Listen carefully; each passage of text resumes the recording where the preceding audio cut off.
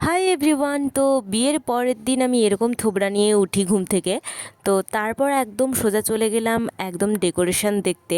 তো আমরা তো সেখানে একদম গিয়ে বরের সিংহাসনেই বসে পড়ি, আর সেখান থেকে আমরা ডেকোরেশন দেখছিলাম। তো ডেকোরেশন দেখতে দেখতে সব শুনলাম যে আমাদের বউ আসছে, তো সবাই মিলে চলে গেলাম বউকে আনার জন্য। আর আমি এরকম ক্যালানির মতো মুখ নিয়ে যাচ্ছি আমাদের বর আর কনেকে আনতে। তো এখানে বর কনে এখানে ঠাকুরের আশীর্বাদ নিচ্ছিল। দেন বাড়িতে আসার পর এখানে বরণের প্রস্তুতি চলছিল, আর সবাই মিলে গেটের কাছটা সুন্দর সুন্দর ফুল নিয়ে সাজিয়ে রেখেছিল কনের গৃহপ্রবেশের জন্য। তো এখানে বরণ করছিল দিদা। তারপর বরণের পর সবাই মিলে আমাদের মামার মামিকে আশীর্বাদ দিচ্ছিল। তো আশীর্বাদের পর স্টার্ট হলো কলসি কোলে তোলা।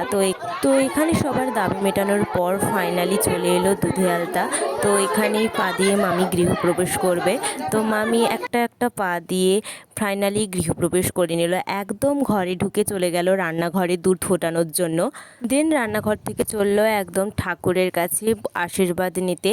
তো এটার পর হচ্ছে রুমে প্রবেশ করার পালা। সবাই মিলে তো এমনভাবে ঘেরেছিল যে ঢুকতেই দেওয়া হবে না যতক্ষণ না তাদের দাবি মেটানো হয়। তো ফাইনালি ঢোকার পর এখানে সবাই মিলে নাচানাচি করছিল। তো ছেলের বিয়েতে মাকে তো নাচতেই হবে, তো এখানে মা নাচছে, আর কিছুক্ষণ পর এখানে দাদুও চলে এলো নাচার জন্য। তারপর তো আমাদের বরকে নিয়েই নাচা হচ্ছিল।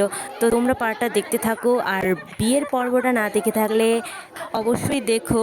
টাটা।